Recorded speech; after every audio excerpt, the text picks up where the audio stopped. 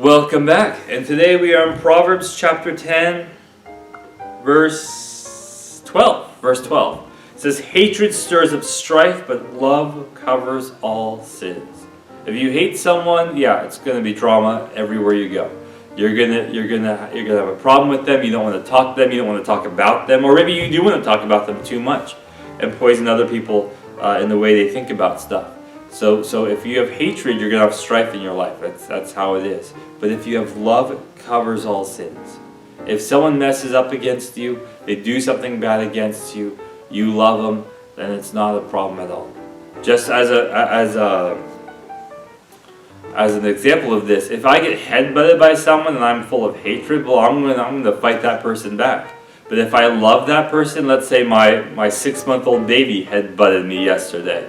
Absolute accident, of course. He just swings his head around like it's a hammer and gets whatever he can get, and he's laughing the whole time. But it really hurt. It got me like in the jaw, and so I was upset because I was hurt, but I wasn't angry at him. I loved him, and of course I forgave him. I didn't even worry about that part. I just hugged him and said ow, But if you love people like I love my baby, then no matter what they do to you, it's going to cover their sin. You're going to look for the best in them. You're going to say, well, obviously this person doesn't mean it. Obviously this person doesn't want to hurt me. They're just messing around. And you can tell them, stop messing around. But whenever my kids hurt me, it's like, well, I love them. So of course I'm going to forgive them. Of course I'm going to do whatever I can to cover their sin.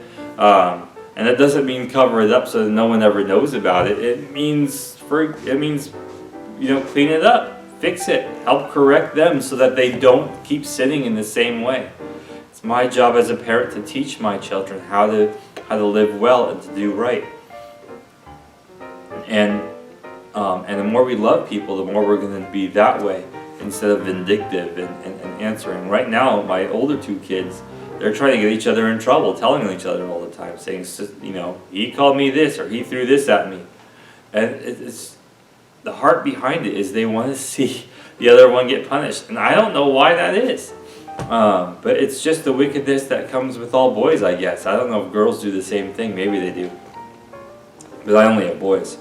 But it's really an evil thing that we have to teach them out of. Is to take pleasure in seeing people get in trouble. So hatred stirs up strife, but love covers all sins. Wisdom is found on the lips of him who has understanding, but a rod is for the back of him who is devoid of understanding. You don't want to get punished? Do the wise thing. Be smart. Obey. Follow commands. Do what the Lord tells you to do. And if you do all those things, guess what? You don't get punished. And if you don't do those things, guess what? Punishment. It seems like it's simple, but it's so simple that so many people don't get it. They brush right past it. They're like, well, how come I'm in all this debt? It's because you were spending money on credit cards and you weren't watching your spending. You made foolish choices. This is what happens. So do the right thing and you won't have to worry about it. Verse 14 says, wise people store up knowledge, but the mouth of the foolish is near destruction. If you're wise, you're going to want to be taking stuff in all the time. You want to be reading. You want to be learning. That's what wise people do. The foolish people don't want to learn. They just want to put stuff out. They always think their opinions are the best opinions, and they want to share their opinions with everybody else without learning what other people's opinions are, or without learning what facts are.